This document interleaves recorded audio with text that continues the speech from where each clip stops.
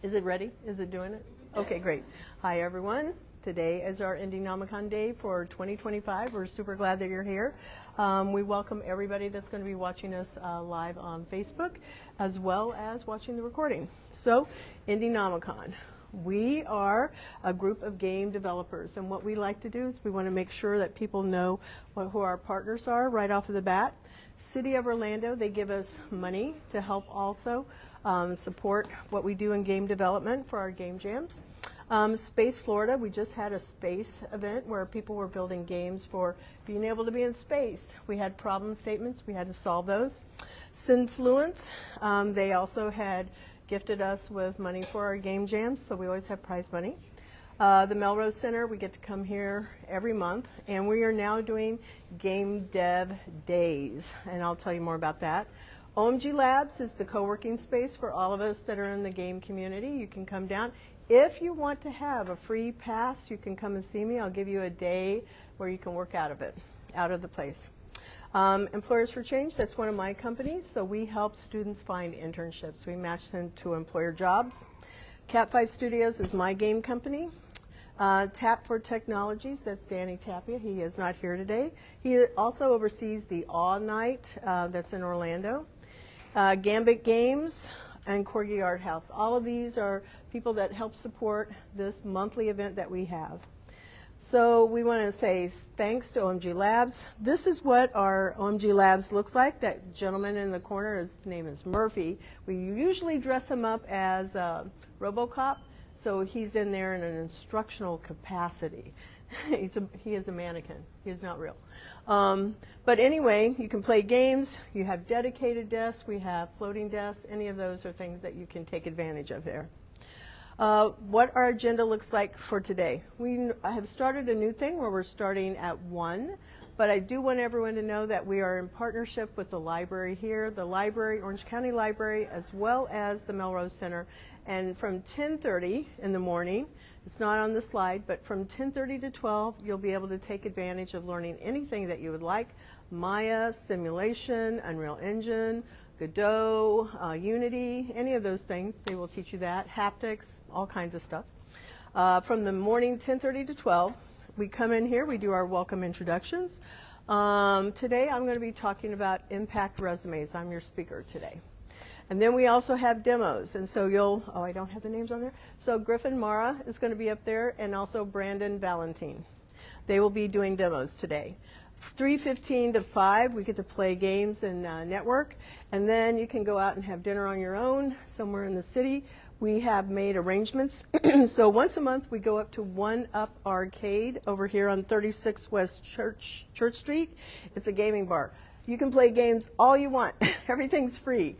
You can play in there. So they have a Barbie floor. I like that floor a lot. It's super cute. And they have an occasional karaoke night. So you can connect with us on any of these social channels, and we're about to be leaving Eventbrite and Meetup. We're going to be migrating all of those members over to our new platform. It's called Luma. So you'll be able to see, we're going to roll this out over the next 3 months. Everybody should be able to find it with no problem. And connect with us. If you go to indienomicon.org, you'll find all of these social channels there. Follow us, connect with us, do all of those things. We want you to know how to see what's coming up. So what is Indienomicon? First, it is a nonprofit organization.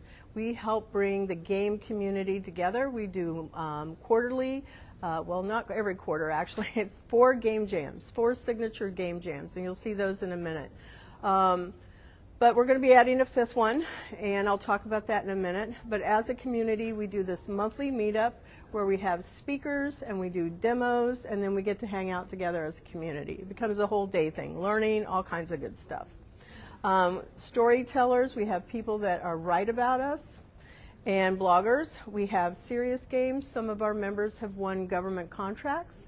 So they've been able to take what they have learned in the entertainment side and be able to create simulation games for the government. Creators, we have game jams, gamers, educators, the Meetup artists, and developers. So we are mostly a community of people that are here. So our Meetup happens over here. You have new days. new look for us, Game Dev Adventure Day. That's what we're calling it, once a month. And every 3 months, that third month, 6, 9, and 12, we will have a giant meetup. It's going to be mega meetups that are happening. We will have Orlando devs there. We will have, Black Orlando Tech. We will have anything that you can imagine. We're bringing them all together here on this floor so that more people will know what resources are in the community. So our education component is 10:30 to 12. The speaker and the game demos are from 1 to 1:30. Yeah, from 7 to 11, the bar's open till 12. You can go over here to the One Up Arcade.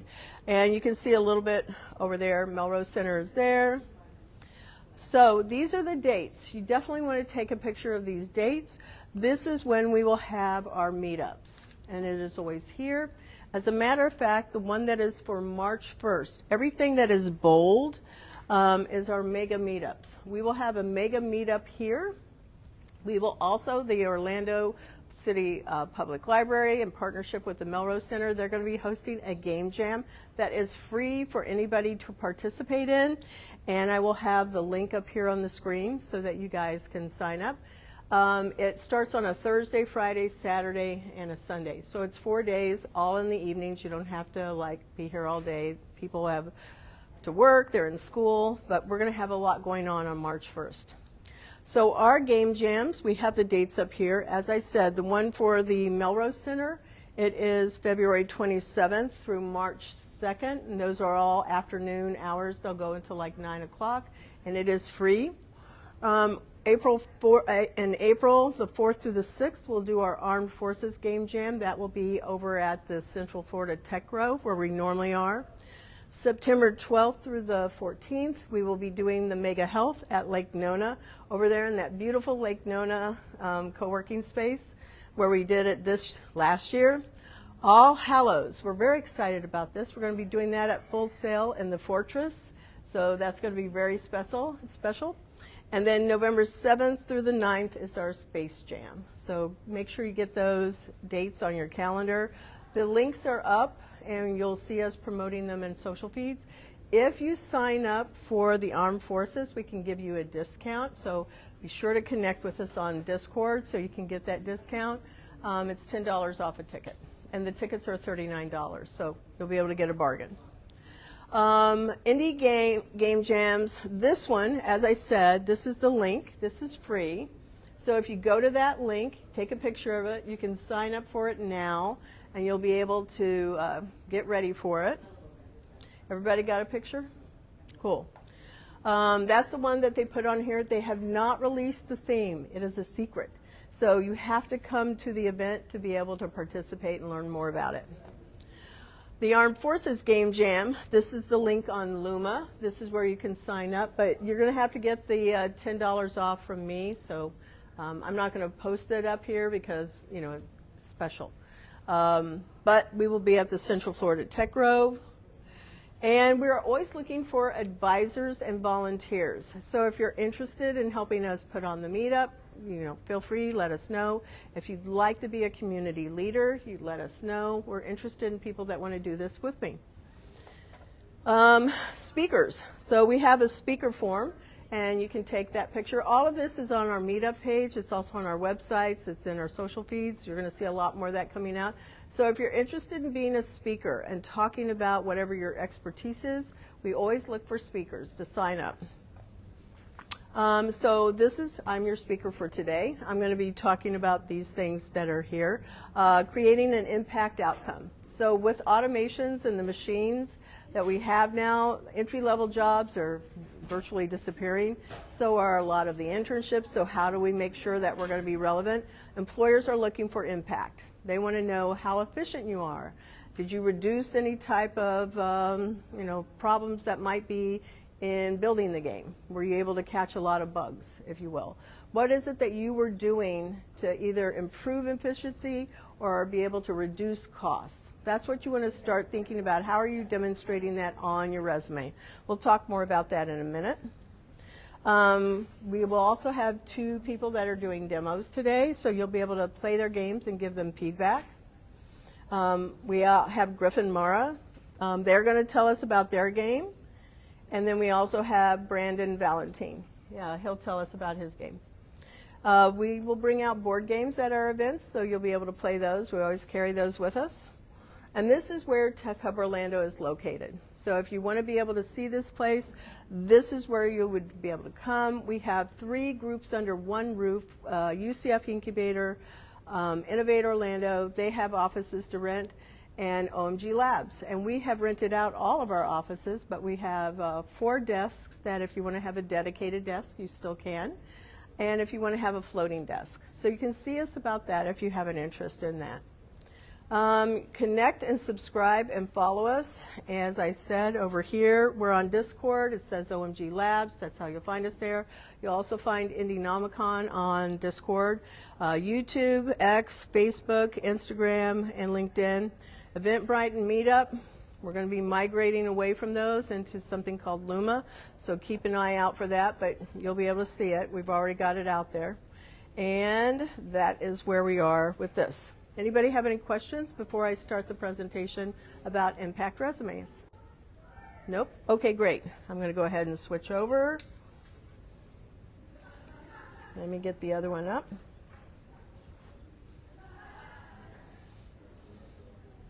It's going to take a minute. Here we go. All right. So I want to thank Indienomicon for letting me be the speaker today. Let's see. Okay, this is going to be a different way for me doing it.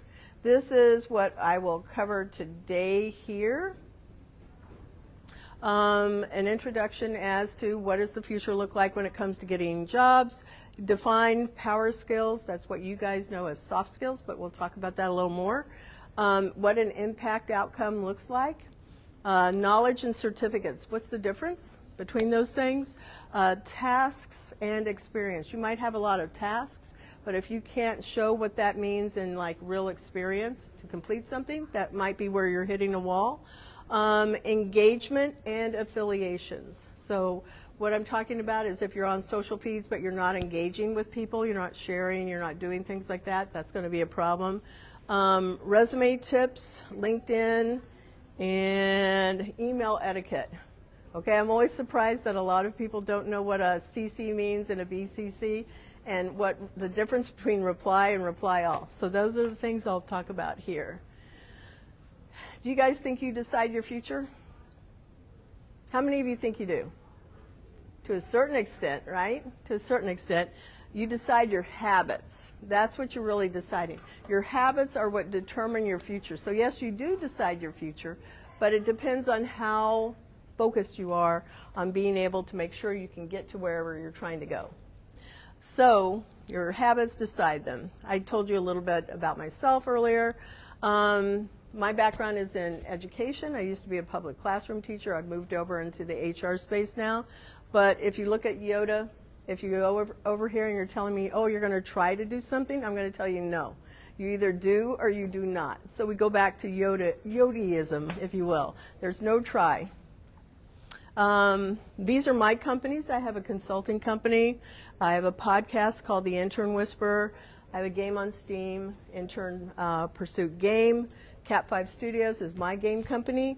And then Employers for Change. That's an online recruiting and online learning platform that I am pitching for investment now. So I'm excited about that. So power skills, what are they? The ability and capacity to carry out processes and be able to use your knowledge in a responsible way to achieve a goal. So it's just like soft skills. You guys all know that term. But now that we're in this heavy digital automation, AI industry that we have going in everywhere, for us, we have to be able to differentiate. So how do we do that? We don't call them soft skills anymore. It sounds weak. So people are using the term power skills to be able to differentiate between the AI. So these are 8 of the main competency skills. Competency are our power skills. So you want to look at these and decide which one of these you think is your very strongest power skill, if you will. And anybody, I'm not going to ask you to tell me one, but I want you to know, I want you to think about that because I'll talk about it with you guys. So all of these that are up here, communication, time management, creativity, problem solving, critical thinking and research, and cognitive flexibility and digital literacy. They all start in your head. Those things that start in your head are what produce an outcome that allows you to complete a task to produce an outcome. And whatever that outcome is, so let's use social media. Most of you guys know that. How many of you seen Black Mirror? A few? Okay, good. Black Mirror, if you remember that one episode where they talked about everybody having a social media, you'll have a social presence score, and you could go down. It's going to go that way for your jobs. It absolutely will. It's not going to be tied to social media. It's going to be tied to how efficient, how proficient, how much can you solve a problem. So you're going to have to really be able to demonstrate that. So I was able to improve automations within our company by 50% because we switched from having a lot of phone calls with people to more automations, 50%. That sounds like a really high percent, right?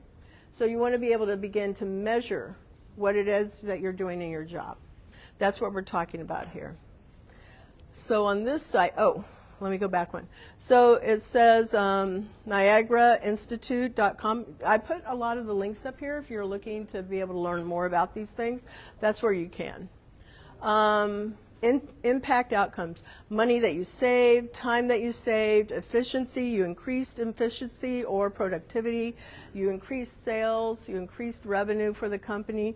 What is it that you've done? The volume of work, how much can you do in that time frame that you're at work? Especially with now that people work remotely, it's really going to matter. How much can you demonstrate that you are actually doing? It's a lot easier to see people in an office. That doesn't mean that they're being efficient or producing the outcomes. But you need to know what's coming. And did you improve any metrics, any of the data? Like think about a marketing position. We see that the most. What was the reach? How many impressions were there? How many likes, shares, comments? That's easy to see. So you have to think about what it is that you're doing in your job and how are you relating it to something that can demonstrate what you can do. So there's more links there. Knowledge and certificates. So a lot of the stuff that you see up here, these icons, they all have free learning modules. Whether it's Canva, they have certificates that you can earn. They have learning courses that you can take to learn how to use the platform and be more proficient. They actually help you with so many things, Unreal Engine, Unity, Godot, they all have a learning library and certificates that you can earn. Those things matter on your resume. So when you say that you should have these kinds of things on your resume, what business applications do you know how to use? For me as an HR person, that means I don't have to spend as much time teaching you a platform if you can tell me that you know how to use this platform. And if you can tell me how proficient you are in the platform on a scale of 1 to 5. That's helpful for me. So whether it's Google Analytics or Powtoons or Google Dev certificates, all of those are really good to have the certificates, but on the tail end you still want to be able to show like I'm at a 3 with Google Analytics. That's helpful. That means for me, again, as the HR person, I know that I can help you get to a 4, maybe a 5. And if you're a 5, you have to expect people are going to want to see demonstrations of how you're a 5. You should be pretty expert. They're going to expect somebody to come in as an expert or excellent. How many types of AI bots are there? There's 8 different categories currently, and they've just actually changed even overnight. So the bot industry is going to be, in 3 more years, $17 trillion. So as more automations are put into the workplace, they're going to be using more bots to do these things for us, to make it so that you don't need the entry-level jobs. You may not need an intern to do these things. That means everybody has to come in and raise their game. So you want to make sure that you know as much of the AI that's out there.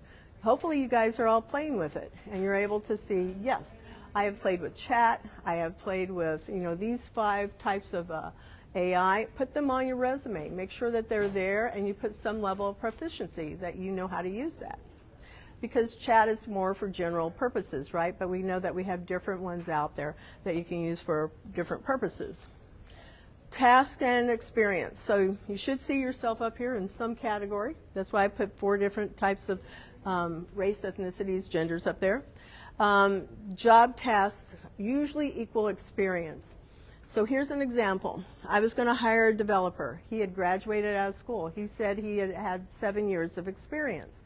I said, great. I wanted to use him to help build my app. I had somebody else interview him. I gave him a test to see if he could do what I was asking him to do. He could do all those things. But what he was really doing, his day job, and he wasn't programming, was he was a mechanic. He was fixing cars. What came out later is he had been out of school for 7 years, so he felt that because he was out of school for 7 years, it meant he had 7 years of experience. It didn't. He actually had 2 years of experience in programming, 5 years of experience working on cars. So really, he wasn't that good of a developer, is what I ended up learning as I had more continued conversation. And I learned, gee, I need to do a better job of assessing a person's ability to say they actually have X amount of years of experience. So certificates can definitely demonstrate that. So can better assessments, so can a deeper conversation. So engagements and associations. So there's all kinds of things that you can belong to. If you're in school, for anybody that's online that's watching this, if you're in school, what you want to do is you want to join professional associations, not the clubs at school. I don't encourage that, really. If you're looking for a leadership role, that's fine. But if you're really wanting to connect with getting a job, join the professional associations because they'll be very, very inexpensive for you if you're in school. It's like $25 or $50 for a year versus $250. That's going to be very helpful. You'll meet more people. Sign up to be on the membership committee. When you do that, more people will know you because you're, hey, hi, my name's Isabella. What's your name? I'm looking for a job. If anybody's hiring in this room, let me know. When you're joining the professional association and you're on a membership committee, more people know you, you know them. They're likely to come and talk with you because they'll see you in action over there in that professional group. Look for things that your company supports. Corporate social responsibility is super helpful because it demonstrates that they want to give back into the community. Anytime you're volunteering at any of the organizations that are out there, always think about, is there a company that supports that? Maybe they are hiring because you have something that's a shared interest. Facebook groups, LinkedIn groups, they all have professional groups there. You can definitely join those. They're free. But this is just one idea of how you can, and Meetups and Eventbrite, even though we're going away from there, they always have events that you can attend locally as well as online. So these were links to, I don't have these templates pulled up, but if you click this, you'll be able to go to these links and you'll be able to see samples of what an impact resume looks like because it's quantifying everything. They use these types of resumes a lot in the government, and that's what they're looking to see is how efficient, what is your reach that you can actually do in this job. So if you were with the Department of Defense, right, that doesn't mean you're in the military, it might be in cybersecurity, you know, how well were you able to ensure that safety, online safety was being protected for your members. And this year, you probably have noticed everybody is asking for two-factor authentication, right? You have to validate you are this person logging into the website. Every single time you're getting notifications on your phone or on your emails. It's going to continue to happen. So do's, make sure you update your LinkedIn profile so it matches your actual resume. You can post your resume there. Use Grammarly, especially if English is not your first language. I was an English teacher, but I still use it because I don't trust my own self. Double check that your cell number is there and your email address. I had received a resume from somebody with no cell phone and no email. So just make sure somebody's looked at it for you. List any languages you speak and whatever level of proficiency you are. So if you're, like I use Duolingo every day. I practice Spanish every day. And on Duolingo, it says I'm in the top 1%. That is a lie. It is not true. In Duolingo, I'm very good. But if I were to practice it with native speakers, I am not there. So I would say I'm probably like a 35% proficient in my ability to understand and be able to speak Spanish. But those are important things to have. And then make sure any of your skills, the business apps, anything that you can, your power skills, your apps that you use, you can quantify those. So I might be with HubSpot, I'm a 4 out of 5 because I'm really proficient with HubSpot. With Canva, I think I'm a 4 out of 5. I usually don't say I'm a 5 in anything unless it's something that I really want to be seen as an expert in. Because I want that expert status to be very, very niche and very specific. That's what I want to be hired for. I don't want to be hired for all of those things. So on the don'ts, don't share your birthday. A lot of people that are outside of the U.S., a lot of other countries, they encourage that. Use a birthday, your physical address. They'll put a picture on there. I say don't put a picture on there. That's a way that you can be discriminated against. If you put a physical address and it includes your zip code, that is a way that they can run a credit background check on you and see if, if you're handling money, are you going to be somebody that they want to have handling money? If you live in a bad neighborhood, that could be bad. Don't steal, don't copy and paste a job description and say you know how to do all those things. You need to customize it to what you really can do. Don't include obvious skills. Obvious skills are saying that you know Google and Outlook, don't we all? Like, why? Save the real estate on the resume for something that's more valuable. Don't include organizations with controversial issues. So it could be abortion, it could be politics, it could be anything that's, religion. Those things can matter, but if that's what your profession is, that's different. And don't use objective statements. So what I mean by that is you don't want to be able to say, I am a seasoned professional with over 30 years. That's okay to say. That should be true. But if you were going to say something different, like I am searching for a job and I have approximately 12 years, you want to be real, real specific. Don't be just all over the place. Be very specific. LinkedIn. Make sure your LinkedIn profile has banner art behind you, a real headshot, a picture of your real face, not a picture, not an illustration or something. Make sure you complete the About You section, and make sure that you're engaging. You follow, you connect, you leave comments. I have over 10,000 people I'm connected with on LinkedIn, and they are only people I really met. When I go someplace and if I've met you and I have a conversation with you, I will accept your invite. If I have no conversation with you, I will not. LinkedIn also has features, groups, events, and learning. So anything that you're going to where you're going to be attending a conference, you can actually ask to have that featured, so it's always pinned at the top of your LinkedIn. You can actually go and connect with other people in groups and events, and they always have LinkedIn Learning. And email. So over here, I was trying to go through it super fast. CC, back in the day, this is before many of you in the room and probably online, that meant carbon copy because people used to type with a real typewriter, not a keyboard, not a computer. They typed with a typewriter. There was a piece of paper, there was carbon paper, and then there was another paper behind it. When they hit the keyboard, or the actual buttons, that's what it was called, it would go and take an impression of the carbon onto the other piece of paper. That's why it was called CC. It's pretty old. But then they would use that as the copy. So when you're going to include somebody else on an email, you want to CC so that anybody can see, yes, if it's your boss, yes, I'm going to include my boss over here because I want my boss to see that I'm having a conversation with you, and then I don't have to go and tell them all over again what it is we talked about. They can see that message. If it's BCC, that's blind carbon, that means that you don't want somebody to see it.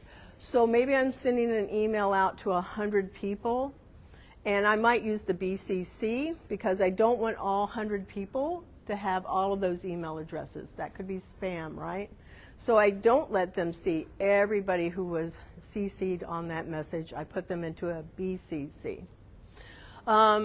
Reply all. It says replay. See, that's why you need Grammarly right there. It should say reply. Reply all. If you have 10 people on an email and you hit reply all, that means everybody's going to see the response. So if you write and you said, George was on this project and he was horrible, now all 10 people know what you think about George. So you don't want to do that.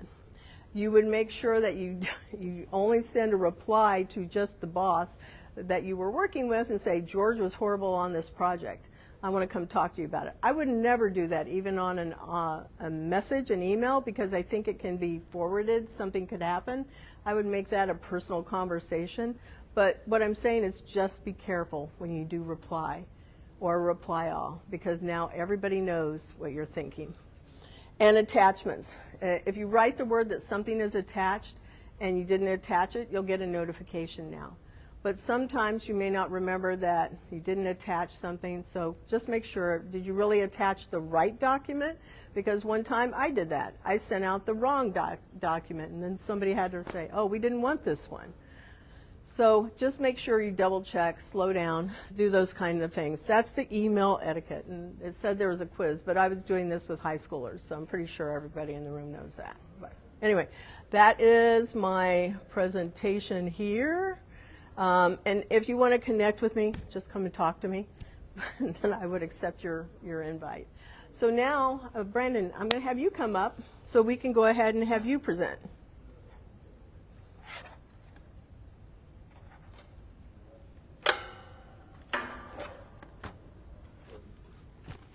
You ready?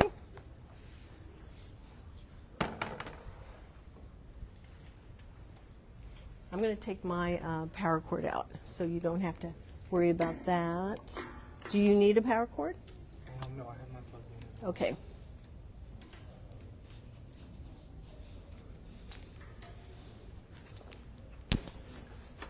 I'm going to give you, Brandon, this microphone. Okay. I'll let Gio help you.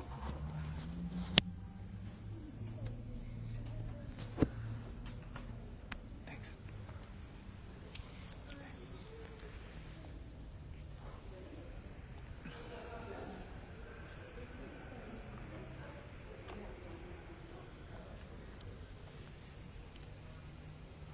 All right.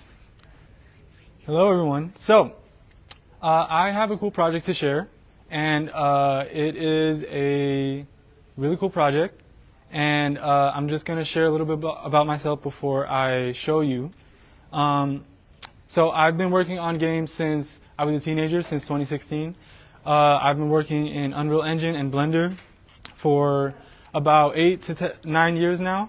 And they're two of my favorite pieces of software on the planet when it comes to making games. I mean, they're the most essential pieces of software for me.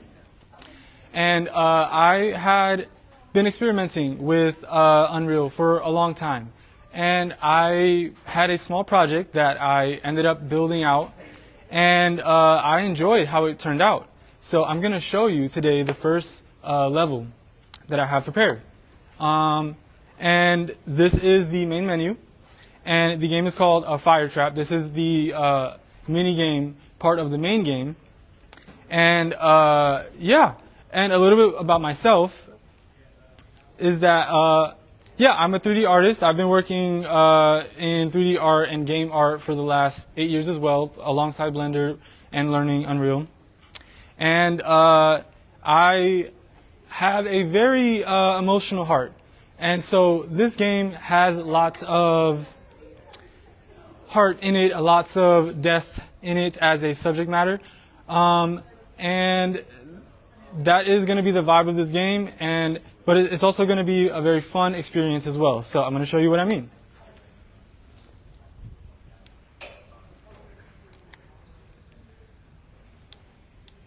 So we're going to play the first level. It's called Dream Cemetery.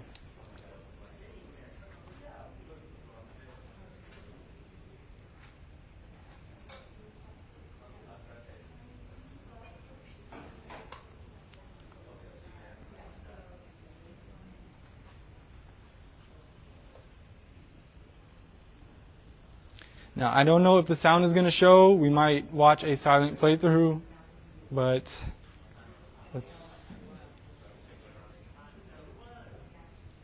And as I play, I'm going to explain a few key features of the game because this is a very interestingly different project. Again, this was an experiment. Brandon, I have a question. I know it may not have the sound. Sure. Did you create the sound?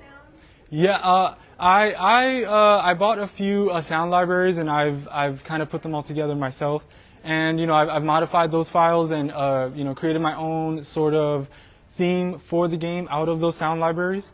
But yeah, I've designed the sounds for the most part myself. But the game is where you start as this little mask, and the little mask has a sword, and you obtain the sword by this mysterious red book. And when you start, you have a few moves at your disposal, so you can spin the sword, and this is kind of the intro message for you. And so this mask has a bunch of cool abilities, and you can shoot with it, you can swing your little sword, and then if you move to the right, he'll hold his sword to the right. If you move it to the left, of course, right. And if you move it fast enough, he'll kind of swing it, right, to kind of attack what he's about to attack. And so yeah, this is the first level. It's a cool cemetery level, and I have indestructible items that you can kind of destroy and kind of have at it with it. You have this other ability where of course you can jump, but you could also have a ground pound ability, and so you can kind of shoot and do all these cool things, and you can also block. So this little system has kind of come together to create this combat system that I've had a lot of fun experimenting with. I honestly can't get enough of my own system. It's very, very weird to say, but I'll show you what I mean. You fight other masks who also attack you with their own swords. And this is just going to show you these rooms here.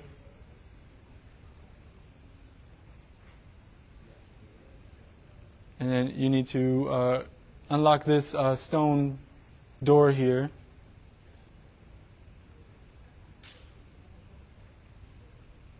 And this is a teleporter, so I'm going to try and get the mask to those teleporters. So yeah, you can fight these guys. They are kind of intelligent. They can jump around, they can hit you, and they can swing their own little, they have their own little effects. These are the weakest enemies, so they can, just to give you like a test run. But yeah, you can just attack them, you can fight them. They'll kind of follow you throughout the level. So if I just run away from them, it's just because they're just going to follow you around. I'm going to go to one of the teleporters. I've unlocked the first gate. And if anyone has any questions about the gameplay or what... I have a question. Sure. This young man. I'm curious. What's the pathfinding algorithm for the enemies?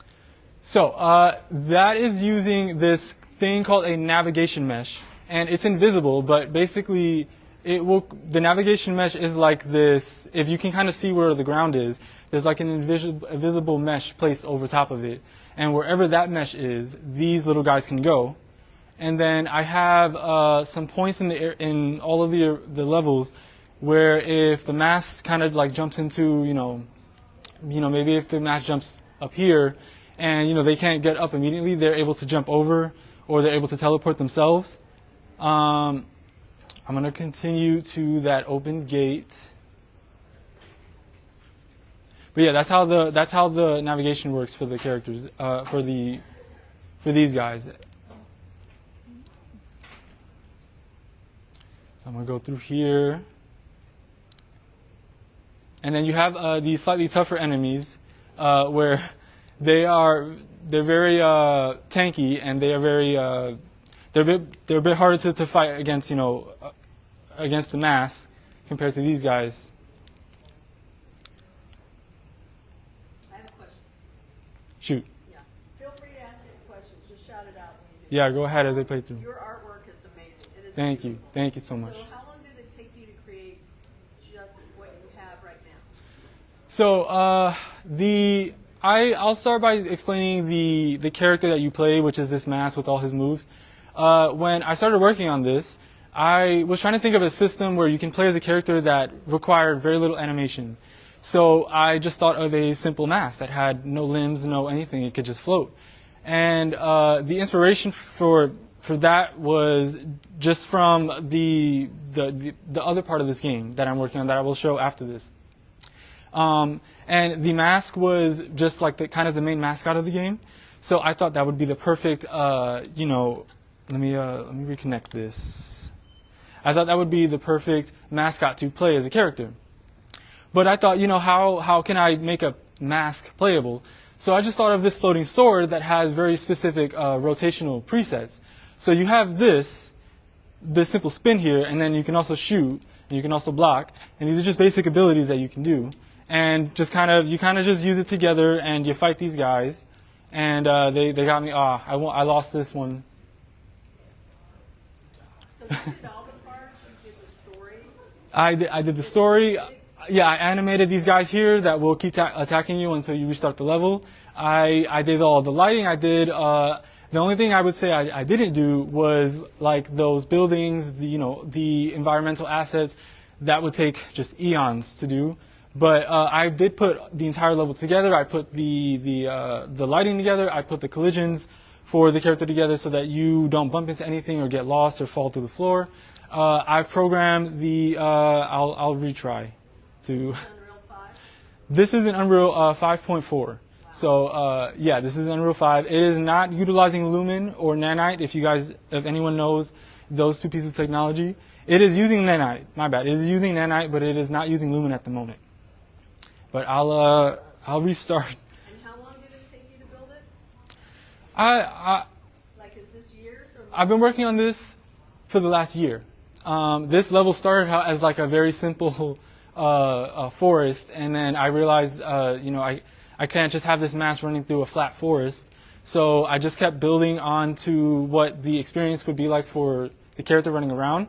And this area specifically is a cemetery, and it kind of coincides with the mask because the mask was created by somebody, and as you traverse this game and the other levels, and when you play the other game, the other side of this game, you will kind of understand what this mask is, what those other masks are, and like what you're doing here and why you're playing this. But yeah, so this is one level. I died. I was trying not to die. I want you to pause a minute and see if you've got any questions. Yeah, are there any questions? Anything about the gameplay? Does this have frame rate independence? I'm not quite sure what you mean by that. I have it at. It can run up to 120 frames though, in terms of how high I can make the frame rate though. Yeah, frame rate independence. I haven't heard that before. Unreal will usually handle that. But if you run certain games on certain processors, they'll run faster, and it can affect the gameplay. But yeah, Unreal usually takes care of that for you, so you don't have to worry about it. Yeah. And then I'll show you one more level. That was just the tutorial level. And I'll show you just another snippet of these levels because I have 5 main levels. There's a secret level here when I press this button. But I'll show you this level. Very exclusive. Lots of changes are bound to happen with each of these levels. So I'm just going to show everything on what you play here. It's going to be the same basic setup. You start out as this mask. And you end up going from the cemetery to under the cemetery, and you can play in this kind of underground situation that is loading right now.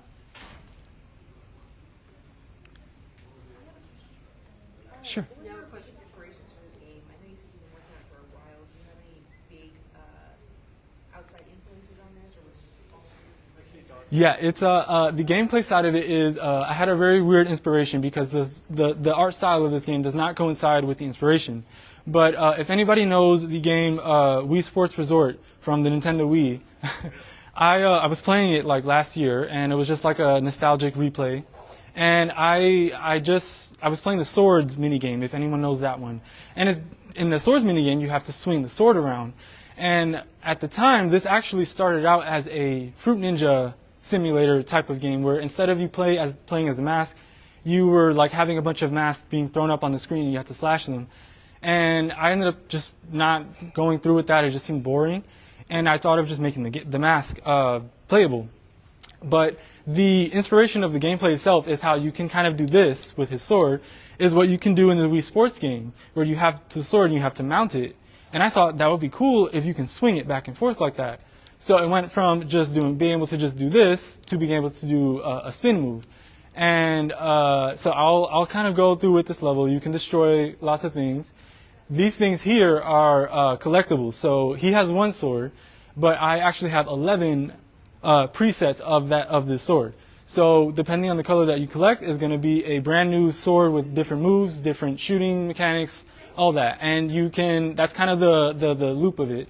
So now you have like these green effects, and you can do a bunch of other cool things with this sword. And this happens for each sword that you collect. And my controller is,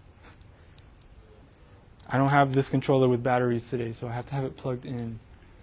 But yes, this is one of my favorite levels because you kind of have to just traverse these cave environments and collect things. And as you progress, you'll just kind of slowly unlock things as you go and find, new things. And each level has all of its own mechanics, has all of its own kind of like gimmick for it. But then they all have the mechanics interweaving between each level consistently. So these dudes are gonna attack me here, while I have to keep hitting this until it breaks. And these guys are a little bit fierce. They will just keep attacking me. So now that that is broken, it will let me break that. And I have to keep breaking this until I fall all the way through. You did all the animations yourself? Yeah, I did all the animations myself. All the movement, all of the breakable, interactable things you see, all of the effects, all of the colors, all of the light placements, pretty much every aspect of this I've worked on myself. Except for the exception of the textures, some of the meshes, like, of course I didn't create like all of these walls from scratch, but the systems, the effects, the colors, again, I worked on all myself, fine-tuning everything to make it just as fun as possible, and you just kind of keep going. And that was it. That was an explosive barrel. That's one of the explosive barrels that you can use, and it doesn't affect you, but it affects the enemies, so you can kind of just strategically use them as you go. Go ahead. Do you have a job? Yes. So you had a full-time job and you did all of this? Yes, this actually was conceived during one of the busiest times of my life working. I had 2 jobs while starting working on this. I was working at a gym, and then I was doing 3D art for a company in New York. And it was very intense, but this was just something I would lay back on, during the weekends. And it started off very simple, and I just kept building on it. And you might be wondering, why is this so good? Why is this so well done? I have many games that I've worked on over the years that I've shipped, but that have never really went anywhere. So I have many years of building systems, building video games, all from scratch for myself. And I've always had to figure out how to create the animations myself, create the lighting myself, because I just would never find anyone else to do it, or at least to do it to the standards that I would need. So yeah, I've just built all the skills up myself over the last 8 to 9 years, and I think this is the coolest project that's come out from this. This is my favorite, one of my favorite swords. It's a purple sword, and it shoots these needle bullets that bounce everywhere in the level. And if I just keep shooting them, they'll just keep bouncing. And yeah, if there are any more questions you have, feel free. I can also open up the editor so you can look at the code that I'm using, and you can analyze that yourself. 3 more minutes. Okay, I'll just keep fighting these guys and see how far I can get in this level. They're pretty fierce. They'll just keep. There are 5 main levels and a practice level. Oh, he took 50 gems from me because I died.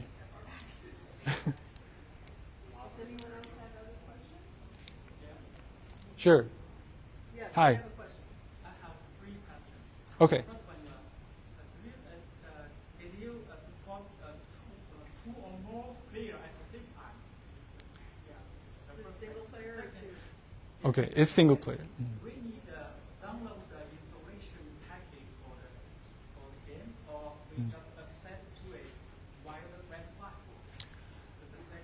Okay. When you develop this game, you use any general game engine, just like for example, the Unity, He used Unreal Unreal. Engine, Game Maker, and so on. Yeah, he used Yep. Unreal 5.4. Okay. So the first question was, what was the first question? Oh, so the first question is that it is single player. I experimented with multiplayer. It just didn't seem to work out. So multiplayer is a very difficult thing to set up for a game, but it is single player only. The second question, the answer is I'm using Unreal Engine. I'm using Unreal Engine 5. Third question. Oh, that was the third question. You need to go back to the second. My bad. And the second question, I already forgot the second question. Well, you wanted to know the package, right? Yeah, this is a downloadable package. It when it's downloadable, it comes out to about 7 gigabytes for the entire game. So we couldn't play the game via the website. Just we need the download Yeah, you would have to download this application. There is a way for you to play this online, but it's kind of an expensive process, and there's a specific website I'd have to go to. But this is intended to be played by being downloaded on your computer and running it kind of on your computer. Yeah.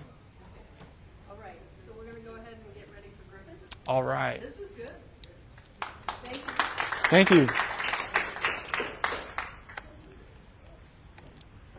So you'll be able to play Brandon's game. He's going to be over there at that station where the TV is. But after, you don't go and play until all of our demos are done. So, you want to come on up, Griffin? Okay.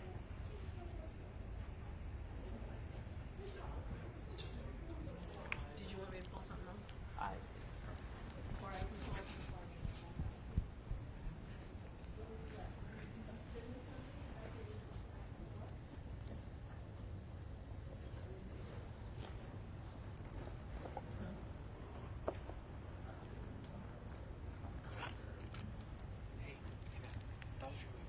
Thank you.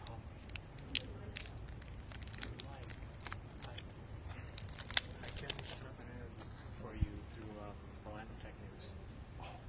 That would be amazing. If you want to have like a developer spotlight, talk about your That'd be game, talk amazing. about your journey so far. Oh god, yeah, it's been a long one. You've already seen the early renditions of it. But there's so much more. There's so much more. Like I have a bunch to show. That was just like 2 levels, the beginning of them. But yeah, I'm gonna talk with the guy in charge of the website and we'll Yeah, see yeah. if I can yeah. Just hit me up on. give it one thing. I know, yeah. And just hit me up on Discord, right? You still have me on Discord? Yeah. Okay, yeah. Granted, I haven't talked to you in a while. I don't It's think okay. Completely unrelated. What is your game called? Do you have a card? We saw you presenting your thing and we want to play your game. The game is called Field of Forgotten Fire, and then that was a mini game that was that one's called Fire Trap. Okay, Fire Trap. Yes. Here, I'm sorry. Wait, let us get the microphone on you. Oh, okay. Sorry. That was Where is it?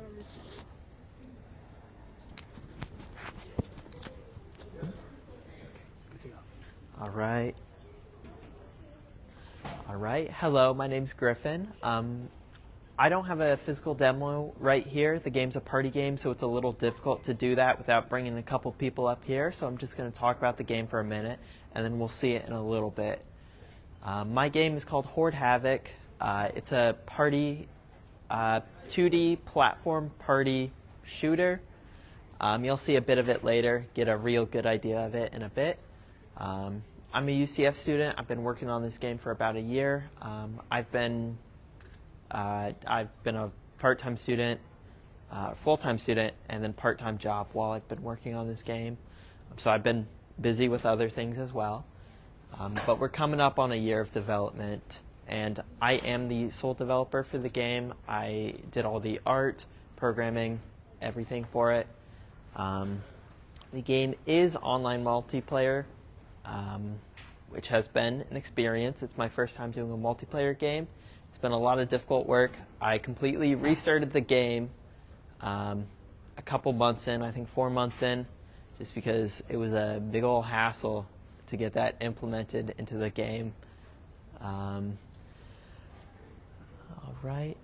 So originally I created the game, I think it was February, for the UCF Game Nights Arcade Jam. They did a 2-day-long game jam for their arcade cabinet machines.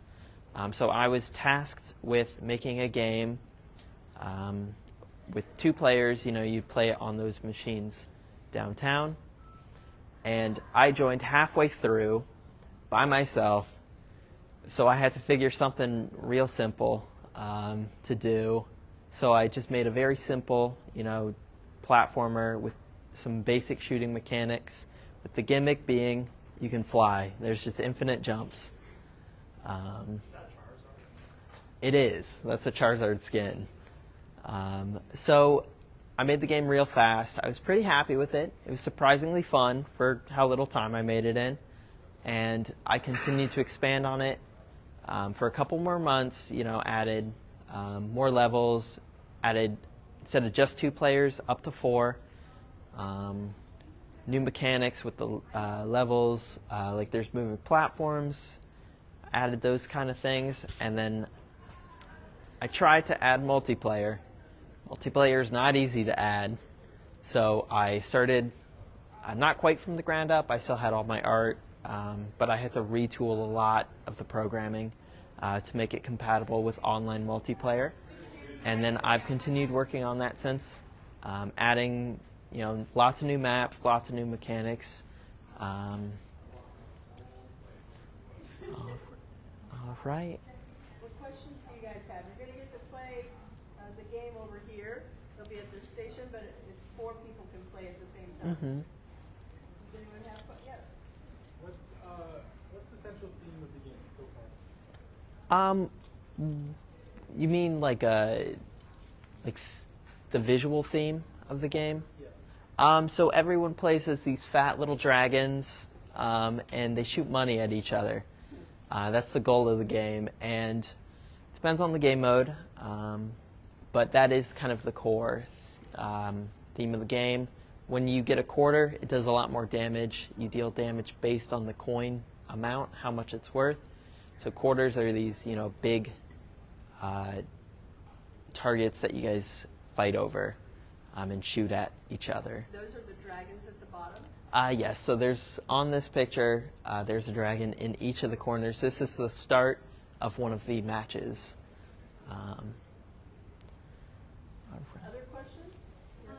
So I know you at first didn't have multiplayer or like online. Yes. How did you go about starting the process for that? So it's my first time doing multiplayer, so when I first started trying to implement multiplayer, I tried doing it into, you know, the 4-month-year-old game, and that was very difficult. And so that's really when I started learning how to do multiplayer and like some of the core things. I got a little bit of it working, but it was too difficult to implement into the entire project. A lot of things just weren't quite working together, so I decided to just restart. And it was just slowly doing it piece by piece through networking with game objects, which is a Unity package.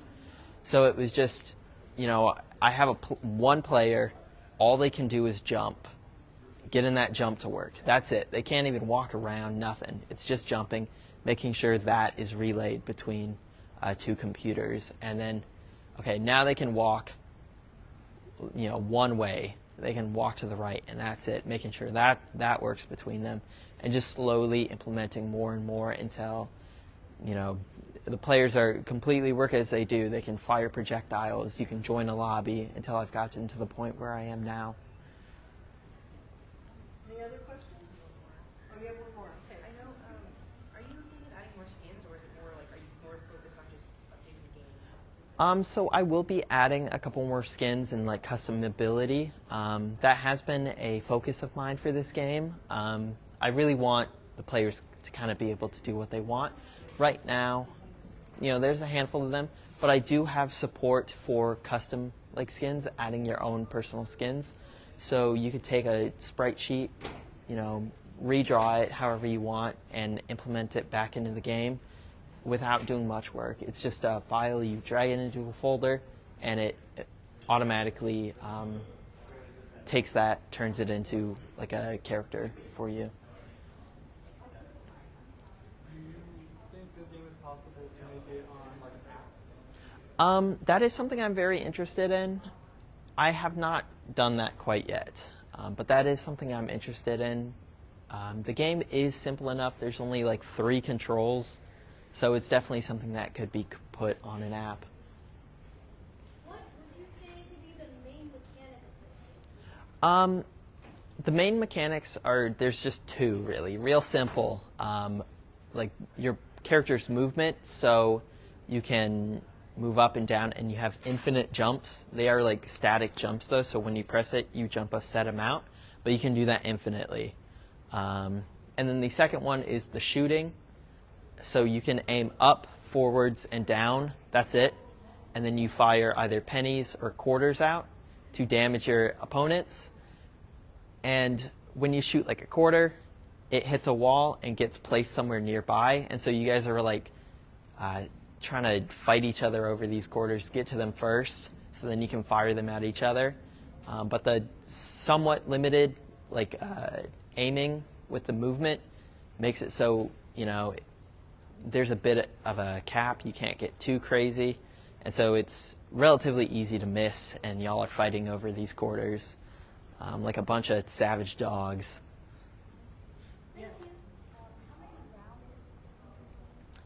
So there's no set amount of rounds. Right now there's 3 game modes and some random events that can go, but it's just infinite. It cycles through. It gives you 3, one of each game mode. You play them, and then it just repeats randomly. So you just cycle through the game modes right now. Are you thinking of adding like nickels or dimes, or just? I am. It's on my radar. That's something I'm interested in, but it's not like at the forefront of my attention.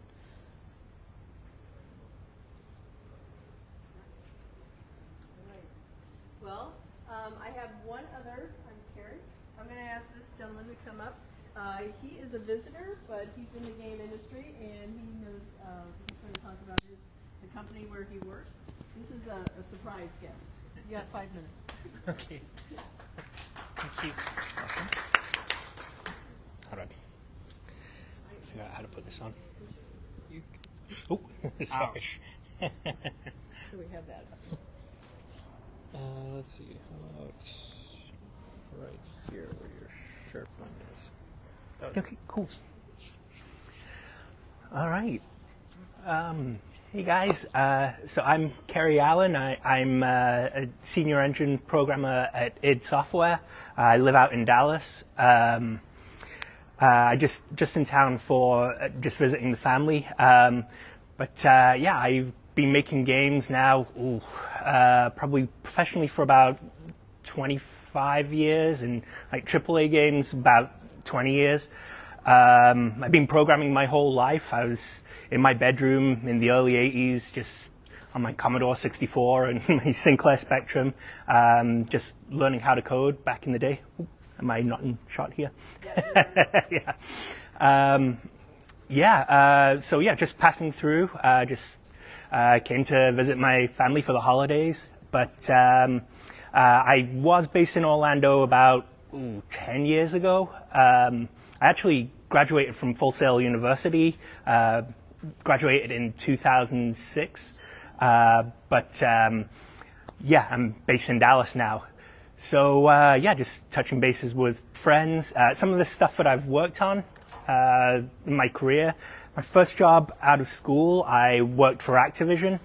I was on Guitar Hero. I got to work on the DS version of Guitar Hero. I got to solder together the first Guitar Hero controllers. That was fun. Yeah. Yeah, it was a long time ago now. Yeah, so I've worked on several iterations in the Guitar Hero franchise. Then the Guitar Hero bubble kind of burst, and they don't make as many Guitar Hero games now, so they had big layoffs there. And then I went to work for Microsoft when Kinect was a thing, or when they were developing Kinect. I got to work on it before it was even called Kinect. Was working on the pack-in title, or what would eventually become the pack-in title, Kinect Adventures. I was a gameplay programmer on Kinect Adventures. Then after that was when I moved back to Orlando and worked at EA, worked EA Sports. I worked on Madden 13, 25, which was really Madden 14. I know there's Madden 25 this year, but the 25th anniversary of Madden was in 2014. So the 2014 Madden was Madden 25 as well. Then I worked on Madden 16, worked on NCAA College Football 14, and then they had the issues where they lost the license for the NCAA. So they had layoffs at EA then, and that sucked. Ended up losing my job there. But it wasn't long before I got another job working for a company called Darkside in Fort Lauderdale. They did a lot of outsourcing for games.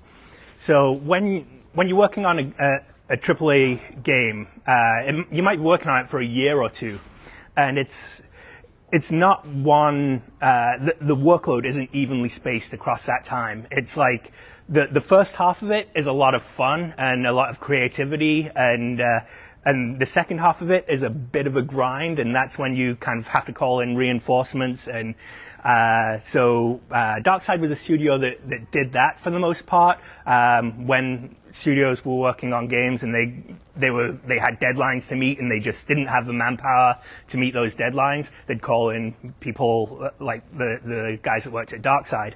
But when I got there, they were actually working on a title for Xbox called Phantom Dust, which so yeah, the original Phantom Dust came out on the original the Xbox from like 2001. But when I got there, I was there 2014, 2015, somewhere around there. And yeah, we were working on the remake of Phantom Dust.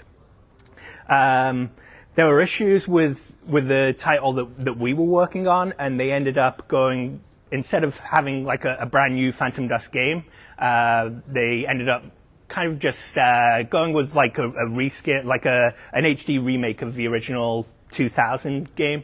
So unfortunately, that ended up tanking that studio, and I was laid off again. Layoffs happen a lot in the gaming industry if you follow the news, and it sucks for us. It sucks that a lot of times, you get invested in a company, and then it goes under, or you get tied to your team, and then there's downsizing for whatever reason, and you end up losing your job. Yeah, it happens to everyone, but you take your skill set and you move on. So after Darkside went under, that's when I got my job where I am now at id Software. I've been there now for about 10 years. The first year I was there, I actually went out to live in Germany. We were opening up a new office there, and they sent me out there to help open up a new office in Germany. Then I spent some time getting my paperwork, because I'm not originally from America. I don't know if you could tell, as my accent shows. Not originally from America, so it takes a little bit of paperwork for me to work here. So they took care of that and moved me back to Dallas. And while I've been at id, I've worked on Doom in 2016. I worked on Doom VFR. That was a bit of a pet project of mine. I had a lot of fun working on that. Got to show it off at E3, and like Blink-182 were on one side of the stage, and then I was on the other side. It was really cool. And then Doom Eternal and the expansions for it, worked on those. And currently I'm working on Doom the Dark Ages. So I was the lead UI programmer for Doom Eternal. And now I'm more on the engine team. I still do a lot of UI, but it's kind of low-level UI. It's making sure the text gets rendered to the screen correctly and things like that. Cleaning up like memory issues, making sure that the game can run on the next-gen platforms. The UI stays within its resource budgets. Yeah, that sort of thing is what I do right now on the engine team now instead. And yeah, that's my story. Thank you. Thanks. You guys can come and ask him questions after. So now we get to go play games.